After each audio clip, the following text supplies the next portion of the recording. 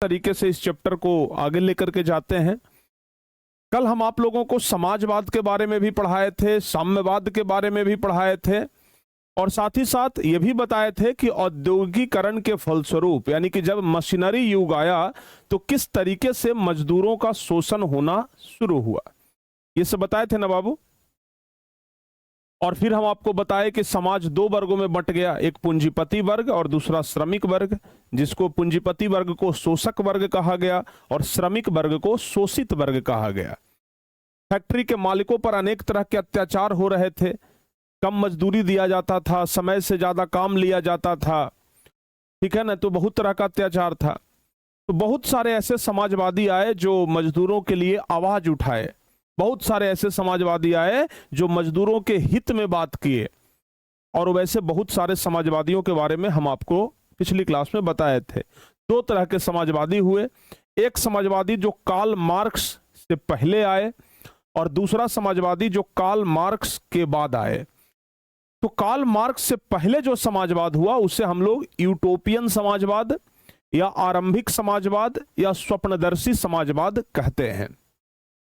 और Karl marks से बाद जो समाजवाद आया, कार्ल मार्क्स के बाद जो समाजवाद आया, हम उसे वैज्ञानिक समाजवाद कहते हैं। प्यारे बच्चों, आप लोग ना दो तीन ऐसे समाजवाद का नाम बताइए जो यूटोपियन समाजवाद में आते हैं। कुछ ऐसे समाजवादी व्यक्ति का नाम बताइए, बताओ बाबू, दो तीन ऐसे समाजवादी व्यक्ति का नाम बताइए जो यूटोपियन समाजवादी में आते हैं, यानी कि कार्ल मार्क्स से पहले आए। तो ऐसे समाजवादी का नाम बताइए आप लोग, दो तीन ऐसे समाजवादी का नाम आप लोग फटाफट से बता दीजिए। बताओ बाबू जल्दी से, दो तीन ऐसे समाजवादी का नाम बताइए जो कार्ल मार्क्स से पहले आए, जल्दी से बताओ। कार्ल मार्क्स से पहले आए वैसे समाजवादी कौन थे? सबसे पहले समाजवादी थे सेंट साइमन, जिसके बारे में हम आप लोगों को बताए थे। सबसे पहले समाजवादी कौन थे बाबू? Saint Simon. दूसरे नंबर पे कौन थे? तो दूसरे नंबर पे थे लुई बला, फिर चार्ल्स फॉरियर, और फिर एक इंग्लैंड के समाजवादी आए जिनको कि इंग्लैंड में समाजवाद का जनक भी कहा जाता है, जिनका नाम क्या था? Robert Owen. बताए थे ना, तो रॉबर्ट ओवेन। तो यहां तक सब कुछ हम आप लोगों को बता दिए थे। आज प्यारे बच्चे हम लोगों को कार्ल मार्क्स के बारे में पढ़ना है, ठीक है ना। आज हम आप लोगों को कार्ल मार्क्स के बारे में पढ़ाएंगे, कार्ल मार्क्स के पूरे जीवनी आपको हम समझाएंगे अच्छे तरीके से, बस आप लोग समझने का प्रयास करिएगा, ठीक है। कार्ल मार्क्स के बारे में एक एक चीज हम आप लोगों को समझाएंगे। कार्ल मार्क्स का फोटो भी हम आप लोगों को पिछली क्लास में दिखाए थे कि भाई देख लीजिए, यही है कार्ल मार्क्स, ठीक है ना। ये कौन है? Karl Marx. और कार्ल मार्क्स के दोस्त थे जिनका नाम था फ्रेडरिक एंगल्स, वो ये है। मजदूरों के लिए ये दोनों मिल करके काम किए थे, ये बात आप लोग ध्यान रखिएगा। तो प्यारे बच्चों, सबसे पहले हम आप लोगों को कार्ल मार्क्स के पूरा जीवनी समझाते हैं, अच्छे तरीके से ध्यान से आप लोग समझने का प्रयास करिएगा। कार्ल मार्क्स का जन्म हुआ था, ध्यान रखना बाबू, 5 मई 1818 ईस्वी में। कार्ल मार्क्स का जन्म कब हुआ था? 5 मई 1818 को, याद रहेगा। ये कार्ल मार्क्स का जन्म कब हुआ? 5 मई 1818। और इनका जन्म हुआ था जर्मनी में। जर्मनी का राइन प्रांत था और राइन प्रांत में एक जगह था, एक शहर का नाम था ट्रियर नगर। तो 5 मई 1818 को कार्ल मार्क्स का जन्म हुआ जर्मनी में। कई बार परीक्षा में पूछा जाता है कार्ल मार्क्स का जन्म कब हुआ, कार्ल मार्क्स का जन्म कहां हुआ, पूछा जाता है। तो 5 मई 1818 को जन्म हुआ था, कहां में? तो जर्मनी में, जर्मनी के राइन प्रांत में, राइन प्रांत के ट्रियर नगर में कार्ल मार्क्स का जन्म हुआ था, ठीक है बाबू, एकदम ध्यान से समझिएगा। कार्ल मार्क्स के जो फादर थे, जो पिताजी थे, उनका नाम था हेनरिक मार्क्स। कार्ल मार्क्स के पिताजी कौन थे? हेनरिक मार्क्स, ध्यान रखिएगा। कार्ल मार्क्स के पिताजी हेनरिक मार्क्स, जो कि एक वकील थे, पेशे से क्या थे बाबू? एक वकील थे। तो कार्ल मार्क्स के पिताजी का नाम हेनरिक मार्क्स, जो पेशे से वकील थे, ध्यान रखिएगा। अगर हम धर्म की बात करें तो कार्ल मार्क्स का जन्म हुआ था यहूदी धर्म में। जैसे हिंदू एक धर्म है, मुस्लिम एक धर्म है, वैसे ही यहूदी एक धर्म है। तो यहूदी धर्म में कार्ल मार्क्स का जन्म हुआ था, लेकिन बाद में वह ईसाई धर्म को अपना लिए थे, यानी कि बाद में धर्म परिवर्तन कर लिए, यहूदी धर्म को छोड़ करके और ईसाई धर्म में चले गए। तो बाद में वो धर्म परिवर्तन कर लिए थे। कार्ल मार्क्स एक शिक्षित व्यक्ति थे, पढ़े लिखे व्यक्ति थे, और इस बात का अंदाजा आप लगा लीजिए कि वो इतने पढ़े लिखे थे कि वह बोन और बर्लिन विश्वविद्यालय में शिक्षा ग्रहण किए थे। दुनिया के सबसे बेस्ट तो नहीं कह सकते हैं, लेकिन हाँ, दुनिया के सबसे जो टॉप यूनिवर्सिटी है उसमें बोन और बर्लिन विश्वविद्यालय का नाम आता है। ठीक है ना, बोन विश्वविद्यालय, बर्लिन विश्वविद्यालय, बहुत दुनिया के नामी गामी जो यूनिवर्सिटी है उसमें बोन और बर्लिन का नाम आता है। तो समझिए कार्ल मार्क्स उस यूनिवर्सिटी के पढ़े हुए थे, तो इनका शिक्षा भी बहुत बढ़िया हुआ था। ठीक है ना, और यह मॉन्टेस्क्यू और हिगेल के विचारों से काफी प्रभावित थे। मॉन्टेस्क्यू और हिगेल ये दो बड़े दार्शनिक थे जो मजदूरों के हित में बात करते थे, तो उनसे ये बहुत प्रभावित थे। यानी कि कार्ल मार्क्स, हर एक व्यक्ति किसी न किसी से प्रभावित होता है। ठीक है ना, हर एक व्यक्ति का कोई एक आदमी ऐसा होता है जिसको देख करके वो उसके जैसा बनना चाहता है कि हम भी भाई उसके जैसा बने। आप लोग भी अपने जीवन में किसी न किसी व्यक्ति को आदर्श माने होंगे। बहुत सारे ऐसे लोग हैं, ठीक है ना, जैसे हम किसी और के जैसे बनना चाहते हैं, कोई है जो हमारे जैसा बनना चाहता है, तो हर एक आदमी किसी न किसी से प्रभावित होता है। वैसे ही जो कार्ल मार्क्स हैं वह मॉन्टेस्क्यू और हिगेल के विचारों से काफी ज्यादा प्रभावित थे। धीरे धीरे कार्ल मार्क्स बड़ा हुए। प्यारे बच्चों, जब कार्ल मार्क्स बड़ा हुए तो 1843 ईस्वी में इनकी बचपन की एक दोस्त थी जिनका नाम था जेनी। ध्यान रखिएगा, जेनी बचपन की दोस्त थी, बचपन से एक दूसरे को जानते थे, पहचानते थे। तो 1843 ईस्वी में बचपन की दोस्त जेनी से क्या हो गया, विवाह हो गया। 1843 ईस्वी में बचपन की दोस्त जेनी के साथ इनका क्या हुआ, विवाह हुआ। लेकिन 1843 ईस्वी में विवाह हुआ और 1844 ईस्वी में इन्होंने घर छोड़ दिया। सोचिए, 1843 में इनका विवाह हुआ और 1844 में ये घर छोड़ दिए, और घर छोड़ करके कहां चले गए, तो फ्रांस की राजधानी जो पेरिस है वहां चले गए। और पेरिस में इनको मुलाकात हुआ फ्रेडरिक एंगल्स, जो इनके दोस्त थे उनसे। बताए ना, 1844 में कार्ल मार्क्स 1844 में अपना घर छोड़ दिया और पेरिस गए, जहां पर इनसे मुलाकात हुआ, फ्रेडरिक एंगल्स से इनका मुलाकात हुआ। और जब फ्रेडरिक एंगल्स से इनका मुलाकात हुआ तो दोनों एक दूसरे से काफी प्रभावित हुए और दोनों विचार किए कि अब हमें मजदूरों के लिए कुछ काम करना चाहिए, मजदूरों के लिए कुछ बेहतर काम करना चाहिए, कुछ उपाय करना चाहिए ताकि मजदूरों का स्थिति सुधरे। और 4 साल तक वो लगभग एक साथ मिलकर के काम करते रहे। और 4 साल के बाद 1844 में दोनों मिले थे, और 4 साल के बाद 1848 ईस्वी में इन्होंने साम्यवादी घोषणा पत्र निकाला। 1848 में क्या निकाला, साम्यवादी घोषणा पत्र, यानी साम्यवादी घोषणा पत्र को ही कहते हैं कम्युनिस्ट मैनिफेस्टो। क्या कहते हैं बाबू, कम्युनिस्ट मैनिफेस्टो। याद रहेगा, ध्यान रखिएगा। तो 1848 ईस्वी में इन्होंने साम्यवादी घोषणा पत्र यानी कम्युनिस्ट मैनिफेस्टो, यह घोषणा पत्र मजदूरों के लिए था, जिसमें मजदूरों के हित के बारे में लिखा गया था कि भाई कैसे आगे काम करना है, मजदूर लोग कैसे स्वतंत्र हो सकते हैं, ये सब कुछ लिखा हुआ था। कई बार ऑब्जेक्टिव क्वेश्चन में पूछा जाता है साम्यवादी घोषणा पत्र कब प्रकाशित हुआ, तो बताइएगा साम्यवादी घोषणा पत्र 1848 में प्रकाशित हुआ। ये ना पूछ करके आपसे पूछा जाएगा कम्युनिस्ट मैनिफेस्टो कब प्रकाशित हुआ, तो कम्युनिस्ट मैनिफेस्टो 1848 में प्रकाशित हुआ। तो इस तरीके से आप लोग एकदम याद रखिएगा, ये अति महत्वपूर्ण क्वेश्चन है बाबू, बहुत ज्यादा इंपॉर्टेंट ऑब्जेक्टिव क्वेश्चन है कि साम्यवादी घोषणा पत्र कब प्रकाशित हुआ, तो 1848, ध्यान रखिएगा।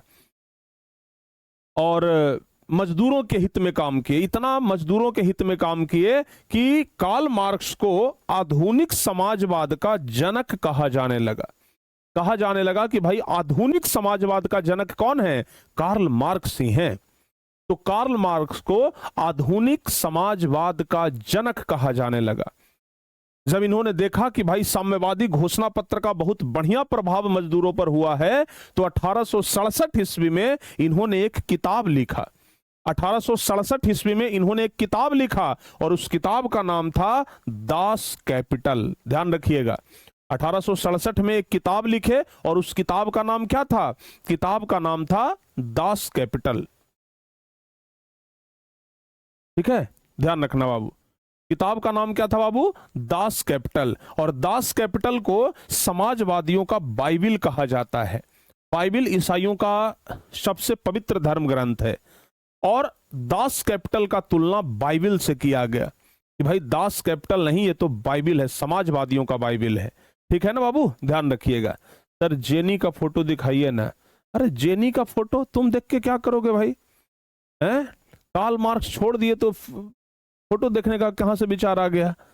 अरे बड़े गड़बड़ आदमी हो भाई, क्या करोगे? कार्ल मार्क्स के बारे में पढ़ना है ना कि जेनी के बारे में पढ़ना है? बड़ा एकदम, सर जेनी का फोटो दिखाइए ना। अरे जेनी मर गई होगी भाई, फोटो देख के क्या करिएगा, हैं? वो कार्ल मार्क्स की पत्नी थी, आपको फोटो देखने का क्या इतना जल्दीबाजी है? चलो बताओ जल्दी से, हैं? देखो बाबू, जो जो बात हम लिखे हैं हर एक लाइन से एक ऑब्जेक्टिव क्वेश्चन बनता है, इस बात को ध्यान रखिएगा। हम अभी जितना लाइन यहां पर लिखे हैं हर एक लाइन से एक ऑब्जेक्टिव क्वेश्चन बनता है। ठीक है ना? आपसे पूछा जाएगा दास कैपिटल कब प्रकाशित हुआ, तो बताइएगा 1867 में। साम्यवादी घोषणा पत्र कब निकला? 1848 में। कम्युनिस्ट मैनिफेस्टो, भाई उसी को कहते हैं, साम्यवादी घोषणा पत्र को ही, तो उसको 1848। आपसे पूछा जाएगा समाजवादियों का बाइबिल किसे कहा जाता है, तो बताइएगा दास कैपिटल को ही समाजवादियों का बाइबिल कहा जाता है।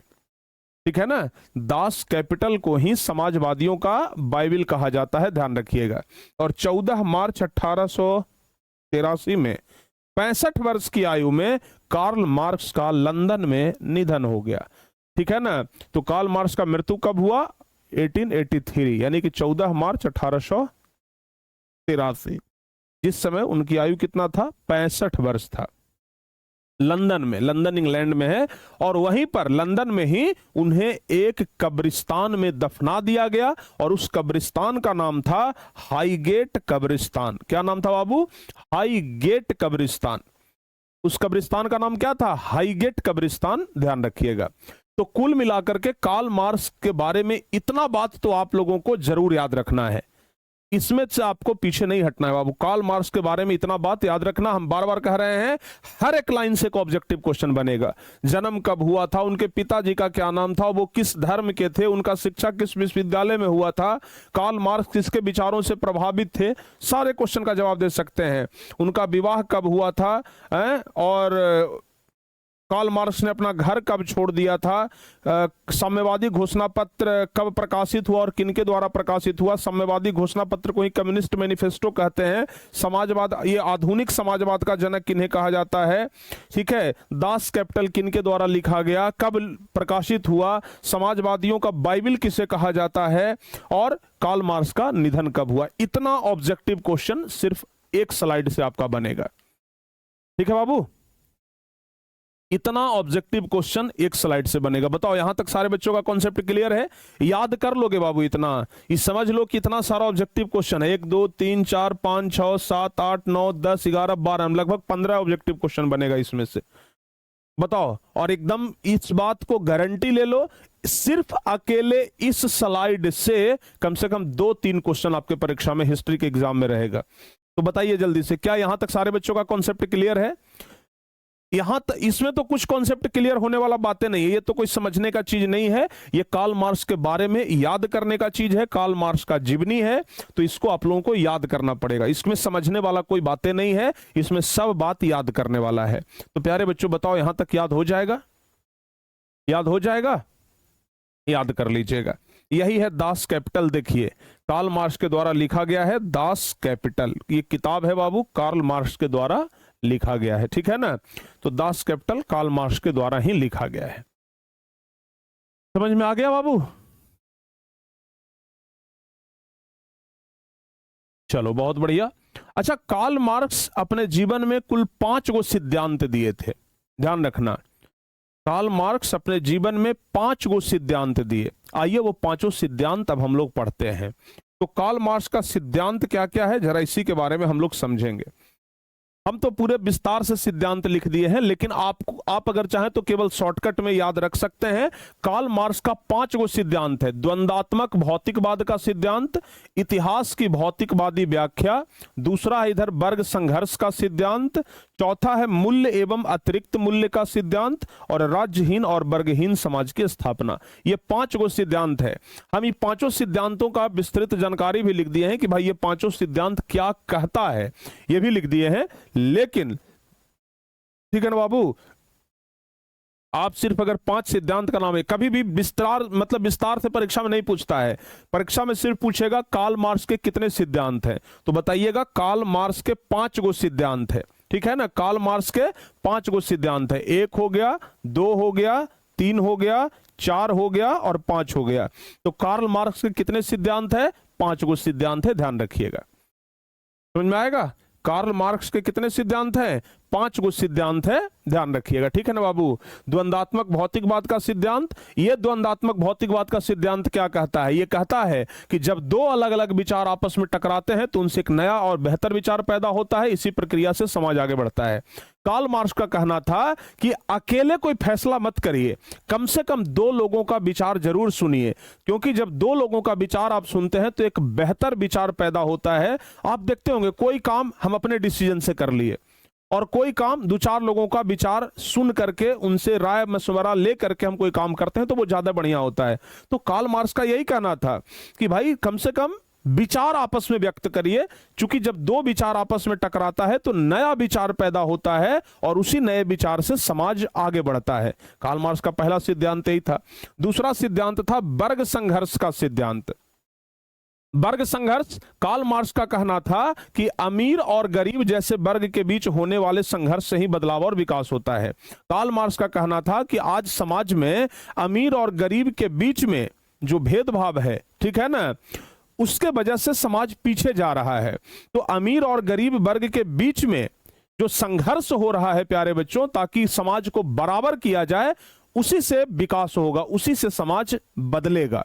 ठीक है ना, दूसरा ये था। तीसरा था इतिहास की भौतिकवादी व्याख्या, यानी कार्ल मार्क्स का मानना था कि इतिहास की घटनाएं लोगों की आर्थिक स्थिति, काम धंधे और उत्पादन के साधनों से प्रभावित होती है।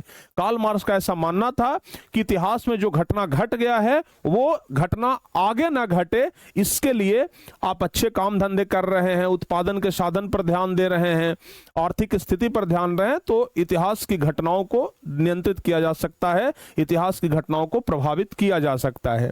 चौथा था मूल्य और अतिरिक्त मूल्य का सिद्धांत, यानी कि कार्ल मार्क्स का कहना था कि किसी वस्तु का असली मूल्य मजदूर के श्रम से बनता है, लेकिन मजदूर को उनके श्रम का पूरा मूल्य नहीं मिलता, बचा हुआ लाभ पूंजीपति रख लेता है। कार्ल मार्क्स का कहना था मूल्य और अतिरिक्त मूल्य का सिद्धांत, यानी कि कार्ल मार्क्स का यह कहना था कि बाजार में कोई भी सामान बिकता है, उसको बनाता कौन है? मजदूर बनाता है। बताओ बाबू, कौन बनाता है? मजदूर बनाता है। लेकिन फायदा किसको होता है? कंपनी को फायदा होता है। अब आप सोचिए, खेत में अनाज उपजता है, खेत आपका, अनाज आप उपजाते हैं, लेकिन आप तो अनाज को सस्ता बेच देते हैं, लेकिन उसी अनाज को जो खरीद करके बढ़िया से पॉलिश करके जो पैकेट में बंद करके कंपनी बेच रहा है, उस कंपनी को बड़ा मुनाफा हो रहा है। यानी कि काम तो मजदूर करता है, मेहनत मजदूरी सब बेचारा मजदूर करता है, लेकिन फायदा पूंजीपतियों को होता है। ठीक है ना। और प्यारे बच्चों, ये राष्ट्र में था राज्यहीन और वर्गहीन समाज की स्थापना। यानी कार्ल मार्क्स कहते थे कि भाई यहां पर अमीर गरीब का भेदभाव खत्म करना होगा।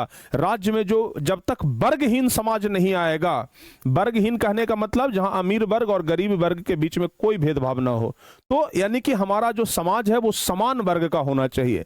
तो इस तरीके से कार्ल मार्क्स 5 गो सिद्धांत दिए थे प्यारे बच्चों, ध्यान रखना। हम तो ये विस्तार से बता दिए, लेकिन बार बार कह रहे हैं इतना विस्तार से आपको पढ़ने का जरूरत है नहीं, हम आपको समझाने के लिए बता दिए हैं। आप सिर्फ ये 5 गो याद रखिएगा कि कार्ल मार्क्स के 5 गो सिद्धांत हैं। द्वंदात्मक भौतिकवाद का सिद्धांत, वर्ग संघर्ष का सिद्धांत, इतिहास की भौतिकवादी व्याख्या, मूल्य और अतिरिक्त मूल्य का सिद्धांत और राज्यहीन और वर्गहीन समाज की स्थापना। ये 5 गो सिद्धांत है, इससे याद करना है बाबू। बताओ, जो चीज समझने वाला होगा हम बोलेंगे कि इसको समझ लो, जो चीज याद करने वाला होगा हम बोलेंगे याद कर लो। जैसे इसके पहले भी जो चीज हम आपको बताए यहां पर, ठीक है ना, यहां पर जो हम बताए आप लोगों को, ये भी प्यारे बच्चों याद करने वाला चीज था, पूरा कार्ल मार्क्स के बारे में याद करने वाला चीज था। और यहां पर भी प्यारे बच्चों ये कार्ल मार्क्स का सिद्धांत है जिसको कि याद ही करना है। ठीक है ना, याद कर लोगे बाबू? हाँ, इसको आप लोग अच्छे तरीके से याद कर लीजिएगा, ठीक है ना। हाँ, 2025 में यानी कि जस्ट पिछले वर्ष प्यारे बच्चों एक क्वेश्चन भी यहां से आया था। क्वेश्चन ये था कि ऐतिहासिक भौतिकवाद क्या है। क्वेश्चन ये था कि ऐतिहासिक भौतिकवाद क्या है। ये देखिए ना, 2025 में ये क्वेश्चन पूछा गया था कि ऐतिहासिक भौतिकवाद क्या है। तो लिखेंगे ऐतिहासिक भौतिकवाद का मतलब है कि किसी देश या समाज का इतिहास उसकी आर्थिक स्थिति और रोजगार व्यवस्था से बनता है। ऐतिहासिक भौतिकवाद का क्या मतलब है? ऐतिहासिक भौतिकवाद का मतलब है कि किसी भी देश या समाज का जो इतिहास है वह उसकी आर्थिक स्थिति और रोजगार व्यवस्था से बनता है। यानी कि कोई भी समाज तभी आगे विकास करता है जब उसका आर्थिक स्थिति बढ़िया हो, जब रोजगार सब लोगों को मिले, रोजगार व्यवस्था बढ़िया हो, तो समाज बढ़िया होता है। ऐतिहासिक भौतिकवाद यही कहता है कि किसी भी देश या समाज का इतिहास उसकी आर्थिक स्थिति और रोजगार व्यवस्था से बनता है। कार्ल मार्क्स के अनुसार, कार्ल मार्क्स भी कहते थे कि लोग जिस तरीके से कमाते हैं, उत्पादन करते हैं और अपना जीवन चलाते हैं, उसी के आधार पर समाज में बदलाव आता है। कार्ल मार्क्स का भी कहना था कि हम जैसे कमाएंगे, समाज में जितने लोग हैं वो जैसे कमाएंगे, उत्पादन करेंगे, जैसे अपना जीवन चलाएंगे, तो ही समाज का बदलाव होगा। अगर हम बढ़िया से जीवन चलाएंगे तो समाज बढ़िया से चलेगा, हम अपना जीवन खराब से चलाएंगे तो समाज खराब से चलेगा। इसलिए इतिहास की बड़ी घटनाओं के पीछे मुख्य कारण आर्थिक परिस्थितियां होती है। आर्थिक परिस्थिति बढ़िया है तो इतिहास भी हमारा बढ़िया लिखा जाएगा, आर्थिक परिस्थिति खराब है तो इतिहास भी हमारा खराब होगा। तो ऐतिहासिक भौतिकवाद का सिद्धांत यही कहता है बाबू कि देश या समाज का इतिहास उसकी आर्थिक स्थिति और रोजगार व्यवस्था पर निर्भर करता है। ठीक है ना, ध्यान रखिएगा। कौशलेन कुमार बोल रहे हैं सर केमिस्ट्री का नोट्स, केमिस्ट्री का नोट्स में क्या दिक्कत है, एक बार हम देख लेंगे अगर वैसा कुछ होगा तो। चलो बाबू, यहां तक सारे बच्चे समझ गए? जल्दी से बताओ बाबू, फटाफट से बताइए। देखिए एक चीज और समझिएगा, इतिहास को ये कार्ल मार्क्स ने इतिहास को 5 भागों में बांटा था। ठीक है ना, आप ऐसे समझिएगा कि कार्ल मार्क्स ने इतिहास को 5 भागों में बांटा। आप यहां से लिख भी सकते हैं बाबू कि कार्ल मार्क्स ने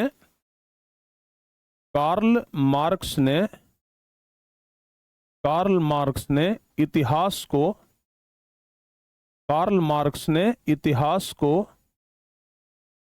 5 भागों में बांटा। 5 भागों में बांटा। कार्ल मार्क्स ने इतिहास को कितने भागों में बांटा? 5 भागों में बांटा।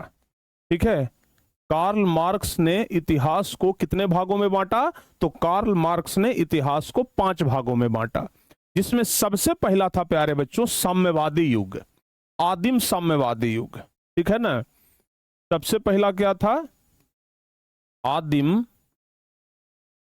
साम्यवादी युग। सबसे पहला था आदिम साम्यवादी युग।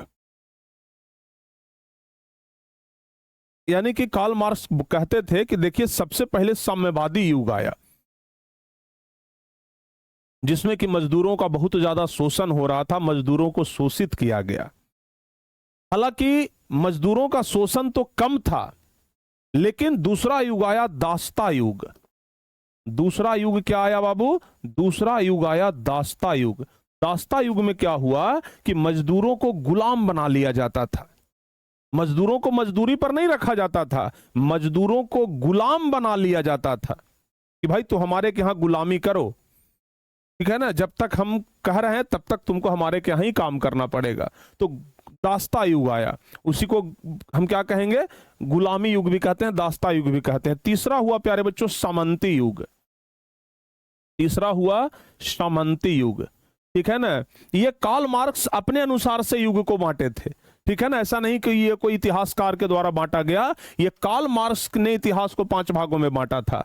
आदिम साम्यवादी युग, दास्ता युग और एक हुआ समंती युग। समंती युग क्या है प्यारे बच्चों, ध्यान रखना, जिसमें समंतवाद होता था। पहला चैप्टर भी याद करिए, हम उसमें समंतवाद आप लोगों को पढ़ाए थे कि जमीन किसान का होता था, लेकिन उस पर अधिकार किसका होता था? सामंतों का होता था। सामंत कौन होता था? राजा का खास आदमी होता था। तो तीसरा युग आया सामंती युग। चौथा युग आया प्यारे बच्चों पूंजीवादी युग। ध्यान रखिएगा, ये चौथा युग क्या आया? चौथा युग आया पूंजीवादी। चौथा युग आया पूंजीवादी युग, ठीक है ना। चौथा युग आया पूंजीवादी युग, जिसमें कि लोग पूंजीपति बन गए और ये गरीब वर्गों का, मजदूरों का शोषण करना शुरू किए। लेकिन फिर समाज के कुछ लोग जब जागृत हुए तो समाजवादी युग भी आया, ठीक है ना। समाजवादी युग भी आया। प्यारे बच्चों, जब द्वितीय विश्व युद्ध हुआ था ना, तो उसी समय, उससे पहले ही पूरा विश्व जो है वो दो तीन भागों में बट गया था, पूंजीपति और समाजवादी। जैसे अमेरिका पूंजीवादी देश है, तो युग भी बदल गया, पूंजीवादी युग और समाजवादी युग, ठीक है ना। तो प्यारे बच्चों, ये 5 तरीके का युग आया। लेकिन कार्ल मार्क्स का यह कहना था कि ये 5 तरीके का युग तो आ चुका है। कार्ल मार्क्स बोले कि एक छठा युग भी आएगा, और वो युग होगा प्यारे बच्चों वर्ग विहीन युग। वर्ग विहीन युग, छठा युग भी आएगा जो क्या होगा? वर्ग विहीन युग होगा। और इस युग को लेकर के कौन लेकर के आएंगे? तो मजदूर लेकर के आएंगे। इस युग को मजदूर लेकर आएंगे, ठीक है ना, मजदूर लेकर आएंगे। ये जो बाबू छठा युग आएगा, इसको लेकर के कौन आएंगे? तो इसको मजदूर लेकर के आएंगे। तो कार्ल मार्क्स ने इतिहास को 5 भागों में बांटा और कहा कि पहला युग है आदिम साम्यवादी युग, दूसरा है दासता युग, तीसरा सामंती युग, चौथा पूंजीवादी युग, पांचवा समाजवादी युग। और कार्ल मार्क्स ने कहा कि एक छठा युग भी आएगा जो कि वर्ग विहीन युग होगा, यानी कि समाज में अमीर वर्ग और गरीब वर्ग खत्म हो जाएगा। और इस युग को कौन लेकर के आएंगे? तो मजदूर वर्ग के लोग लेकर के आएंगे। समझ में आया बाबू? समझ में आ रहा है जी? हाँ, यानी कि आप ऐसे समझिए, कार्ल मार्क्स का मुख्य उद्देश्य था, कार्ल मार्क्स का मुख्य उद्देश्य था, कार्ल मार्क्स का मुख्य उद्देश्य था वर्ग विहीन समाज की स्थापना करना। कार्ल मार्क्स का मुख्य उद्देश्य था वर्ग विहीन समाज की स्थापना करना। आप ये एकदम याद रखिएगा, ठीक है ना। हम लिख भी सकते हैं कि कार्ल मार्क्स का मुख्य उद्देश्य, लिख भी सकते हैं कि कार्ल मार्क्स का मुख्य उद्देश्य, कार्ल मार्क्स का मुख्य उद्देश्य वर्ग विहीन समाज की स्थापना करना था। वर्ग विहीन समाज की स्थापना करना था, ठीक है ना। ध्यान रखिएगा, यानी कार्ल मार्क्स चाहते थे कि समाज में अमीर और गरीब वर्ग के बीच में जो भेदभाव है, चूंकि अमीर और गरीब वर्ग के बीच में भेदभाव के कारण ही मजदूरों का शोषण हो रहा था। एक बात हमेशा ध्यान में रखिएगा कि कार्ल मार्क्स सिर्फ और सिर्फ मजदूरों के लिए काम करते थे। कार्ल मार्क्स का एक ही लक्ष्य था कि मजदूरों का शोषण हम बंद करवा दें, ठीक है ना। तो कार्ल मार्क्स इसके लिए चाह रहे थे कि समाज में वर्ग विहीन क्रांति आ जाए, यानी कि समाज में जो वर्ग का भेदभाव है, यानी कि अमीर वर्ग और गरीब वर्ग के बीच में जो भेदभाव है, यह भेदभाव समाप्त हो जाए। यह भेदभाव क्या हो जाए? समाप्त हो जाए। और वो किसी भी प्रकार से भेदभाव नहीं ये चाहते थे, और समाज में बुराइयों को खत्म करना चाहते थे। ये जो भेदभाव वाला जो बुराई था उसको खत्म करना चाहते थे। उनका कहना था कि भाई समाज में हर संप्रदाय के लोग रहते हैं, किसी के साथ भेदभाव नहीं होना चाहिए। तो मुख्य रूप से कार्ल मार्क्स का यही आदर्श था, कार्ल मार्क्स यही चाहते थे प्यारे बच्चों, ठीक है ना। तो यहां से एक सवाल भी बनता है, यहां से एक सवाल भी बनता है, जरा ध्यान से सुनना आप लोग।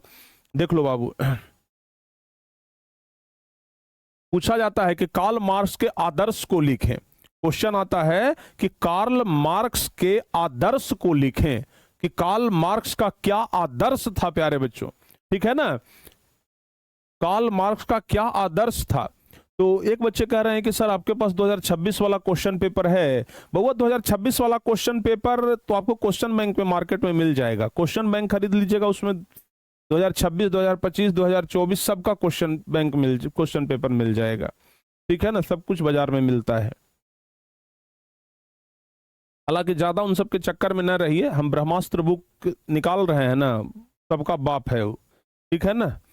सब किताब एक तरफ, ब्रह्मास्त्र एक तरफ, ठीक है ना। चल जाएगा ना, तो एक बार दिक्कत नहीं होगा। ठीक है बाबुआ, ध्यान रखना। चलो, तो परीक्षा में सवाल आएगा कि कार्ल मार्क्स के आदर्श को लिखें। भाई कार्ल मार्क्स क्या चाहते थे, तो लिख देंगे हम कि कार्ल मार्क्स का मुख्य उद्देश्य एक वर्गहीन समाज की स्थापना करना तथा समाज में फैले हुए बुराइयों को हटाना था। उनका कहना था कि समाज में हर संप्रदाय के लोग रहते हैं, उनके साथ किसी भी प्रकार का भेदभाव नहीं किया जाना चाहिए। कार्ल मार्क्स चाहते थे कि समाज में किसी के साथ कोई भेदभाव न हो। तो ये क्वेश्चन का आंसर लिखा जाएगा। अब कितना तो प्यारा सा आंसर है बाबू। बस कार्ल मार्क्स के बारे में याद रखिएगा कि कार्ल मार्क्स चाहते थे कि समाज में भेदभाव ना हो, वो वर्गहीन समाज की स्थापना करना चाहते थे। उसके बाद ये वाला एक दीर्घ उत्तरीय का बड़ा महत्वपूर्ण क्वेश्चन है कि कार्ल मार्क्स के जीवनी को लिखें। तो कार्ल मार्क्स के जीवनी के बारे में तो हम आपको पूरा पढ़ाइए दिए, तो कार्ल मार्क्स का जीवनी आपको नहीं लिखा जाएगा। कार्ल मार्क्स का पूरा जीवनी हम आप लोगों को यहां पर पढ़ाए ना बाबू, ये देखिए पूरा जीवनी हम आपको पढ़ा दिए कार्ल मार्क्स का, बस इसी को अच्छे तरीके से लिख देना है। तो कार्ल मार्क्स का जीवनी तो आप लोग बहुत बढ़िया से लिख सकते हैं कि कार्ल मार्क्स का जन्म हुआ 5 मई 1818 ईस्वी को जर्मनी के राइन प्रांत में और ट्रियर नगर में। एक यहूदी परिवार में जन्म हुआ था। इनके पिता का नाम हेनरिक मार्क्स था, जो पेशे से वकील थे। इन्होंने 1824 ईस्वी में आगे चल करके ईसाई धर्म को अपनाया। उसके बाद इनकी प्रारंभिक शिक्षा बोन और बर्लिन विश्वविद्यालय में 1836 ईस्वी में हुआ। यह बचपन से ही मेधावी छात्र थे। इन्होंने अर्थशास्त्र का गहन अध्ययन किया था। 1843 ईस्वी में बचपन के मित्र जेनी के साथ इनका विवाह हुआ और 1844 ईस्वी में फ्रेडरिक एंगल्स से मुलाकात हुई और इनके विचार से प्रभावित हुए और गरीबों की समस्या पर विचार किए। कार्ल मार्क्स ने नारा लगाया कि दुनिया के मजदूरों एक हो जाओ। कल बताए थे ना कि कार्ल मार्क्स का ही नारा था कि दुनिया के मजदूरों एक हो जाओ, तुम्हारे पास बेड़ियों और जंजीरों के अलावा खोने के लिए कुछ बचा नहीं है। साथ ही पूंजीवाद का विरोध भी किया, जो कि पूंजीवादी लोग गरीबों को जम करके शोषण कर रहे थे। इनकी प्रसिद्ध रचना दास कैपिटल है, जो 1867 ईस्वी में प्रकाशित हुआ था। इसे समाजवादियों का बाइबिल भी कहा जाता है। और कार्ल मार्क्स का मौत यानी निधन 1883 में कहां में हुआ? लंदन में हुआ और इनको हाईगेट कब्रिस्तान में दफनाया गया। तो प्यारे बच्चों, क्या ये क्वेश्चन आपसे नहीं लिखा जाएगा? हम पहले बताए हैं कि कार्ल मार्क्स के बारे में पूरा याद कर लीजिएगा, मामला समट जाएगा। बताओ बाबू, हो जाएगा? कार्ल मार्क्स के बारे में सब कुछ आप लोग याद कर लेंगे ना? जल्दी से बताइए, क्या कार्ल मार्क्स के बारे में याद हो जाएगा आप लोगों को? बताओ बाबू, कार्ल मार्क्स के बारे में क्या आप लोगों को याद हो जाएगा? यस, यहां तक कॉन्सेप्ट क्लियर है बाबू? तो एक बार डबल सी आप लोग लिख दीजिए जल्दी से, ठीक है ना?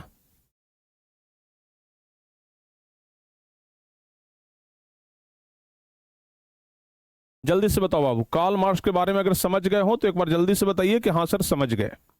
ठीक है, चलिए कुछ कुछ क्वेश्चन और हम बता देते हैं। जैसे अभी हम बोले थे पूंजीवाद, अभी यहां पर हम एक शब्द लाए थे पूंजीवाद। जरा देखिए, हम यहां पर एक शब्द लाए थे पूंजीवाद। तो अब परीक्षा में कभी कभी ये भी क्वेश्चन आ जाता है कि पूंजीवाद क्या है, ठीक है ना?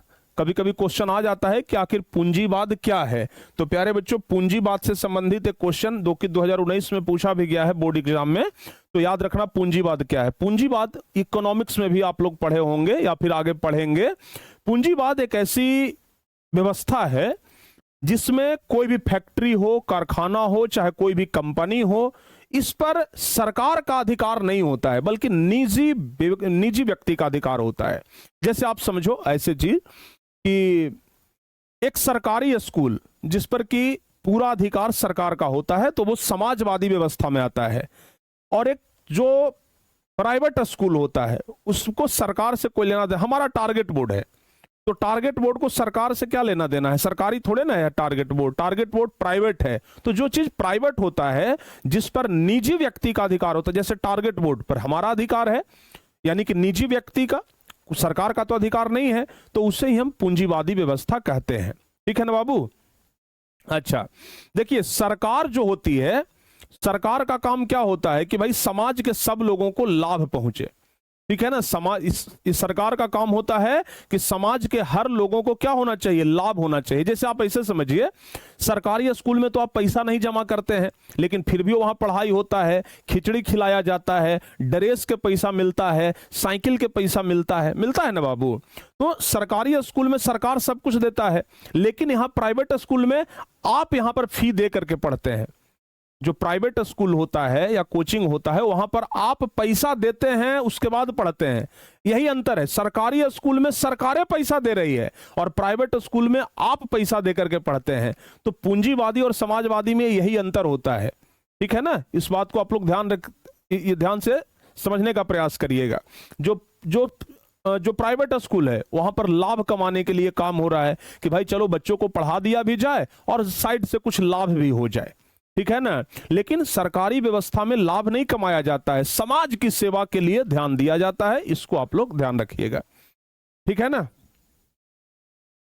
तो ध्यान रखना, पूंजीवाद एक ऐसी आर्थिक व्यवस्था है जिसमें कारखाना, कंपनी, व्यापार आदि पर सरकार का नहीं बल्कि निजी व्यक्तियों या निजी संस्थाओं का अधिकार होता है। पूंजीवादी में सरकार का अधिकार नहीं होता है, निजी व्यक्ति या निजी संस्था का अधिकार होता है। इस व्यवस्था में लोग अपने लाभ के लिए व्यापार करते हैं। इस व्यवस्था में लोग लाभ कमाने के लिए व्यापार करते हैं। जितना अधिक लाभ होगा उतना ही अच्छा माना जाएगा, ठीक है ना। तो यह पूंजीवादी व्यवस्था होता है, जिसको कि आप लोग ध्यान रखिएगा। समझ में आया बाबू? हाँ, अच्छा, कुछ और क्वेश्चन, जैसे उपनिवेशवाद, ये सब तो आप लोग जानबे करते हैं। उपनिवेशवाद जैसे हम पहली क्लास में आपको पढ़ाए थे, एक शक्तिशाली देश अगर किसी दूसरे देश को गुलाम बना लेता है तो उसी को हम गुलाम देश या उपनिवेशवाद कहते हैं, ठीक है ना। सर्वहारा वर्ग किसे कहते हैं आपको बतेबे किए थे। ये सब तो हम आपको ऑलरेडी बता चुके हैं बाबू, पहले ही क्लास में, पहले ही चैप्टर में। यानी सर्वहारा वर्ग क्या होता है? सर्वहारा वर्ग क्या होता है? समाज का ऐसा वर्ग जिसमें किसान, मजदूर, मध्यम वर्गीय परिवार, गरीब लोग इसमें आते हैं, उसको सर्वहारा वर्ग कहते हैं, ठीक है ना। तो ये सब छोटे छोटे क्वेश्चन जो आते हैं ना, उसको भी आप लोग साथ ही साथ याद करते चलिए। हम लोग टॉपिक तो पढ़ेंगे ही, क्वेश्चंस भी याद करते चलेंगे, ठीक है बाबू। इसको आप लोग ध्यान रखिएगा, हाँ, ठीक है। तो ये सब कुछ क्वेश्चन है जो कि हम आपको दिखा देते हैं और बता भी चुके हैं, हम पहले भी आप लोगों को बता चुके हैं। जैसे देखो बाबू, उपनिवेशवाद हम आपको क्या बताए थे, जैसे भारत को इंग्लैंड वाला गुलाम बनाया, इंग्लैंड भारत को गुलाम बनाया, यानी कि भारत एक उपनिवेश था, किसका? इंग्लैंड का। समझ में आया? अंग्रेज लोग भारत को गुलाम बनाए ना, तो भारत एक उपनिवेश था, किसका? इंग्लैंड का, अंग्रेजों का उपनिवेश था, ठीक है। तो ऐसे ही आप लोग ध्यान रखिएगा। तो उपनिवेशवाद किसे कहते हैं कि जब कोई शक्तिशाली और उन्नत देश किसी कमजोर देश के ऊपर अपना शासन और नियंत्रण स्थापित कर लेता है तो उसे ही उपनिवेशवाद कहा जाता है, ठीक है ना। उपनिवेश मतलब हम अगर शक्तिशाली देश हैं तो हम दूसरे देश पर कब्जा कर लिए, ठीक है ना, दूसरे देश को गुलाम बना लिए, इसी को उपनिवेशवाद कहते हैं, ठीक है ना बाबू। ध्यान रखिएगा, इसी को क्या कहते हैं? उपनिवेश कहते हैं, और उपनिवेश स्थापित करने की प्रक्रिया को उपनिवेशवाद कहा जाता है। और इस व्यवस्था में अधिक से अधिक लाभ कमाया जाता है। इंग्लैंड, जो अंग्रेज लोग भारत को गुलाम क्यों बनाया था? भारत से लाभ कमाने के लिए, भारत से ज्यादा लाभ कमाए इसलिए तो गुलाम बनाया था ना, ध्यान रखिएगा। अच्छा, सर्वहारा वर्ग किसे कहते हैं? ये क्वेश्चन हम पहले चैप्टर में पढ़ा चुके थे, यहां भी एक बार रिपीट करवा देते हैं क्योंकि कई बार पूछ देता है। जैसे 2012-2018 में पूछा है कि सर्वहारा वर्ग से आप क्या समझते हैं, तो सर्वहारा वर्ग समाज का ऐसा वर्ग है जिसमें किसान, मजदूर और आम गरीब लोग शामिल होते हैं। सर्वहारा वर्ग में कौन कौन आते हैं बाबू? सर्वहारा बताए थे ना कि जो सब जगह से हारा हुआ है, तो सब जगह से हारा हुआ कौन रहता है? बेचारा किसान लोग, सब जगह से हारा हुआ, मजदूर लोग, गरीब लोग। तो सर्वहारा वर्ग समाज का ऐसा वर्ग है जिसमें किसान, मजदूर और आम गरीब लोग शामिल होते हैं। कार्ल मार्क्स के अनुसार इस वर्ग में ज्यादातर लोग मजदूर और किसान थे जो सुविधा विहीन और अधिकार विहीन थे, यानी कि किसान, मजदूर और गरीब लोगों को कोई सुविधा नहीं दिया जाता था, कोई अधिकार नहीं दिया जाता था। तो सर्वहारा वर्ग उन्हीं को कहते हैं जिन्हें समाज में कोई अधिकार नहीं मिला, कोई सुविधा नहीं मिला। किसान लोग, मजदूर लोग, आम गरीब लोग, ये सभी सर्वहारा वर्ग में आते हैं। समझ में आ गया बाबू? बताओ जल्दी से।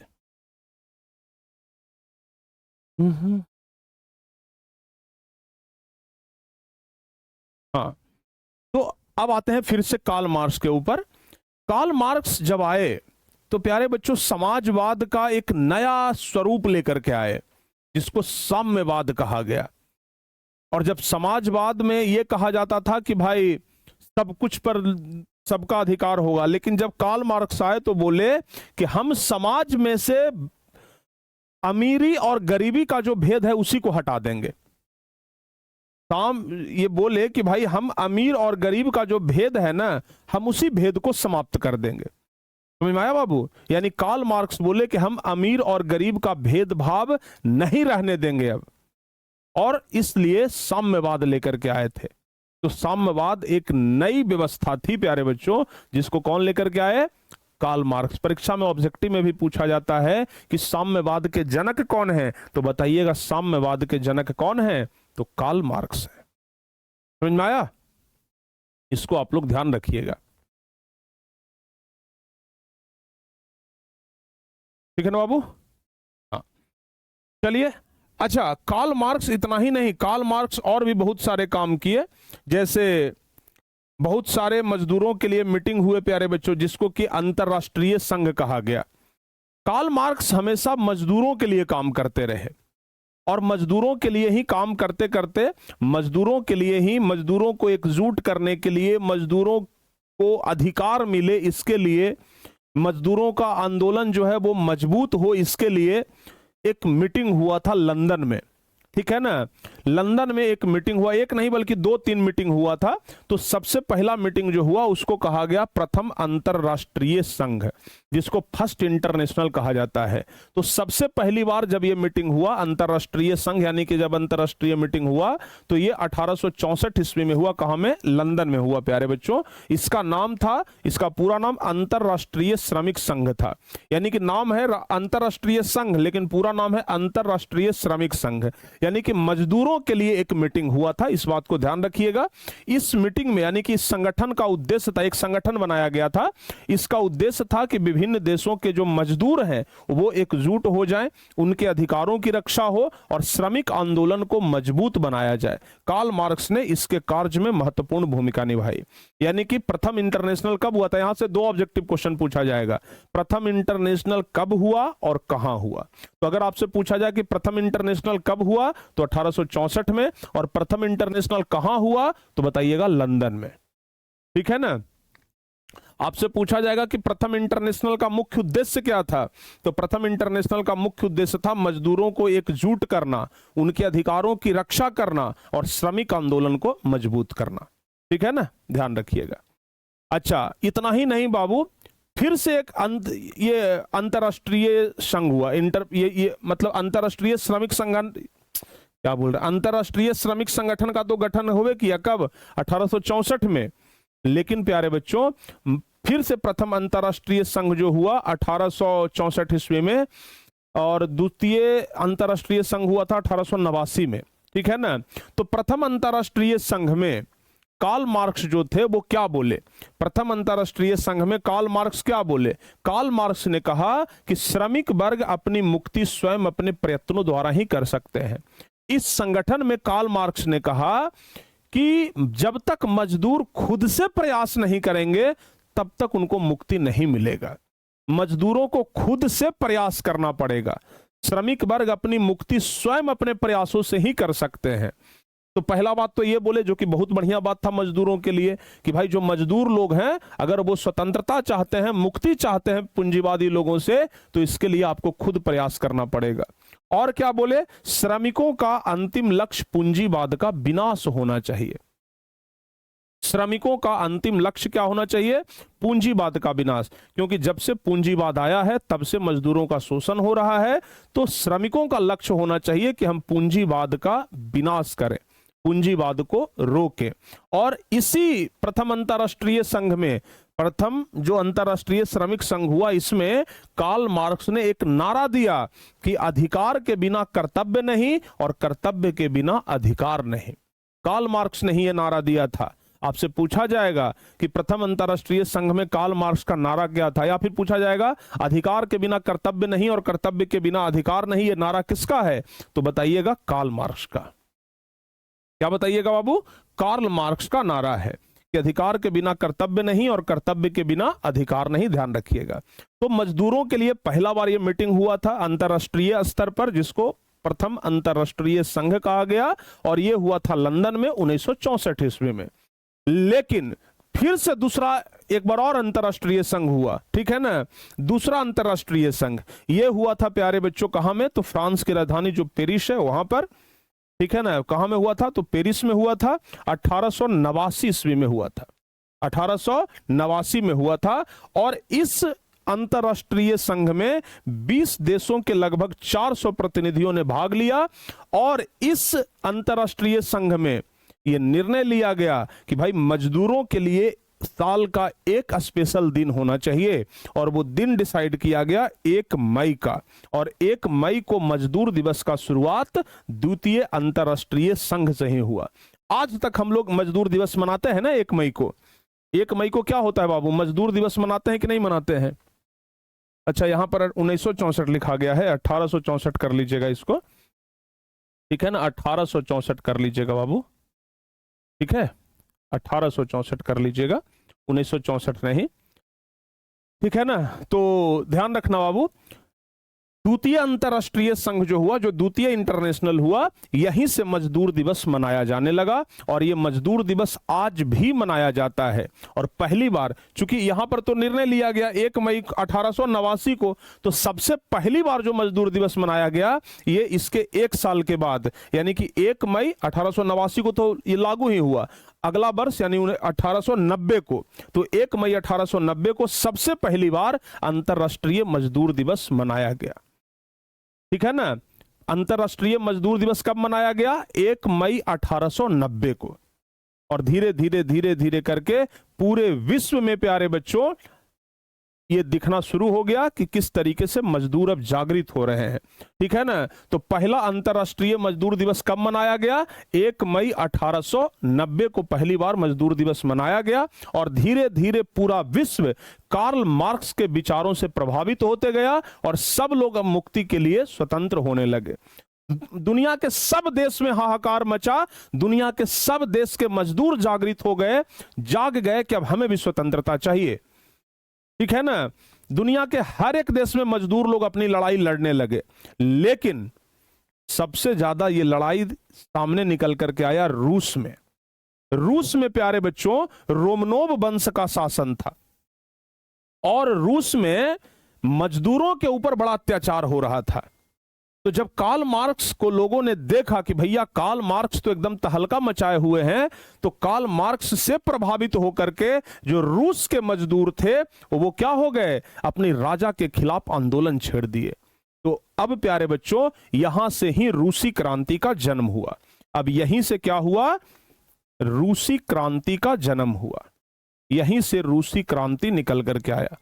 रूस में मजदूरों के द्वारा आंदोलन शुरू कर दिया गया, क्योंकि भाई अब कार्ल मार्क्स से सब लोग मोटिवेट हो गए थे। कार्ल मार्क्स से सब लोग कह सकते हैं कि कार्ल मार्क्स को सब लोग आदर्श मानने लग गए थे। कार्ल मार्क्स से सब लोग प्रभावित हुए थे, इसलिए लोग कार्ल मार्क्स को अपना आदर्श मान रहे थे, ठीक है ना। तो यहां पर क्या हुआ? अब रूसी क्रांति यहीं से शुरू हो जाता है।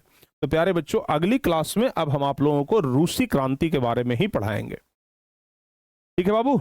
अगली क्लास में अब हम आप लोगों को रूसी क्रांति पढ़ाएंगे, उसके लिए तैयार रहिएगा। तो आज यही तक रहने देते हैं। अभी तक कार्ल मार्क्स जो है वो मजदूरों के लिए काम कर रहे थे, तो हम आप लोगों को कार्ल मार्क्स के बारे में पूरा बता दिए, समझा दिए।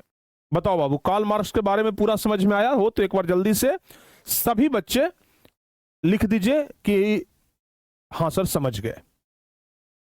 कार्ल मार्क्स मजदूरों के लिए क्या क्या किया आप लोग देख लिए ना। ये जो आज हम लोग मजदूर दिवस मनाते हैं प्यारे बच्चों, ये भी कार्ल मार्क्स का ही देन है। प्रत्येक 1 मई को मजदूर दिवस मनाया जाता है, ये भी कार्ल मार्क्स का ही देन है। समझिएगा, कार्ल मार्क्स का ही देन है कि हम लोग मजदूर दिवस मनाते हैं। समझ में आया? समझ में आया ना बाबू, जरा ध्यान रखिएगा। हालांकि जब द्वितीय अंतर्राष्ट्रीय संघ हुआ था तो आप लोगों को याद होगा कि उस समय तक तो कार्ल मार्क्स बचे नहीं थे। उस समय तो कार्ल मार्क्स बेचारे मर गए थे, 1883 में उनका मृत्यु हो गया है ना। तो कार्ल मार्क्स का मृत्यु तो हो गया 1883 ईस्वी में, लेकिन फिर भी चूंकि प्रथम अंतर्राष्ट्रीय संघ में वे थे, प्रथम इंटरनेशनल जो 1864 में हुआ इसमें वो थे, तो द्वितीय अंतर्राष्ट्रीय संघ हुआ 1889 में। हालांकि इससे पहले कार्ल मार्क्स गुजर गए थे, लेकिन कार्ल मार्क्स का ही देन है कि मजदूरों के लिए इतना बड़ा प्रयास हुआ और 1 मई को मजदूर दिवस मनाया गया। ठीक है बाबू, तो इस तरीके से कार्ल मार्क्स ने मजदूरों के लिए बहुत काम किया। कार्ल मार्क्स ने मजदूरों के लिए दिन रात एक कर दिया, बहुत प्रयास किए। तो कार्ल मार्क्स के बारे में आज हम लोग पढ़ लिए। अब प्यारे बच्चों, हम आप लोगों को अगली क्लास में बताएंगे कि किस तरीके से मजदूर लोग अब रूस में क्रांति करते हैं। मजदूर लोग रूस में अब क्रांति करते हैं, तो कैसे क्रांति किए ये हम आप लोगों को अब अगली क्लास में पढ़ाएंगे। तो अगली क्लास में आप लोग पढ़ने के लिए तैयार रहिएगा कि रूस में क्रांति मजदूर मिल करके कैसे किए। ठीक है ना। तो मिलते हैं प्यारे बच्चों आप लोगों से नेक्स्ट क्लास में। अगली क्लास के लिए आप लोग तैयार रहिएगा। तब तक के लिए जय हिंद, धन्यवाद।